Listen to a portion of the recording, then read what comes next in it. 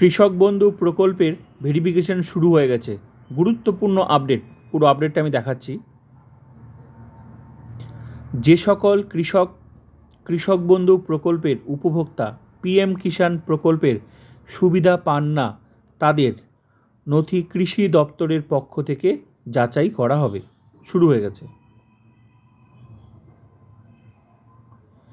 তালিকাভুক্ত কৃষক বন্ধু উপভোক্তাগণ নিম্নলিখিত নথিপত্র সহ ভেরিফিকেশন ফর্ম পূরণ করে নির্ধারিত ক্যাম্পে জমা করবেন। এই ডকুমেন্টসগুলো দিতে হবে: ভোটার কার্ডের জেরক্স, আধার কার্ডের জেরক্স, ব্যাংক পাসবইয়ের প্রথম পৃষ্ঠার জেরক্স, জমির রেকর্ডের জেরক্স এবং রেকর্ডের বর্তমান সার্চিং কপি। বিবাহিত উপভোক্তাদের ক্ষেত্রে তাদের স্বামী বা স্ত্রীর উপরোক্ত নথিপত্রের জেরক্স জমা দিতে হবে।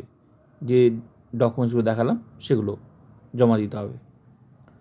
যদি স্বামী ও স্ত্রী উভয়ই কৃষক বন্ধু প্রকল্পের সুবিধাভোগী হন, তবে প্রত্যেকের জন্য পৃথকভাবে ভেরিফিকেশন ফর্ম পূরণ করে প্রয়োজনীয় নথিপত্র সহ জমা দিতে হবে।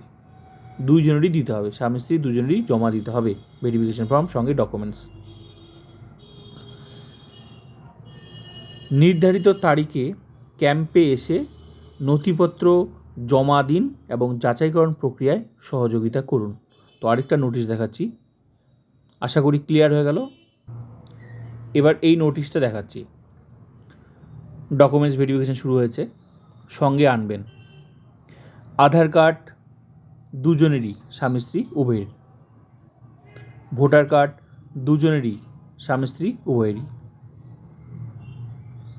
1, 2, 3 নাম্বার ব্যাংকের পাসবইয়ের প্রথম পাতার ফটোকপি। 4 নাম্বার 2026-এ ভোটার লিস্টে নাম থাকার প্রমাণ এর ফটোকপি, মানে এসআই এর কপিটা। 5 নাম্বার চালু মোবাইল নম্বর। 6 নাম্বার জমির কাগজ বা পর্চা। এই সমস্ত ডকুমেন্টসগুলো নিয়ে যেতে হবে ক্যাম্পে। জমা করার শেষ তারিখ 31শে জুলাই 2026।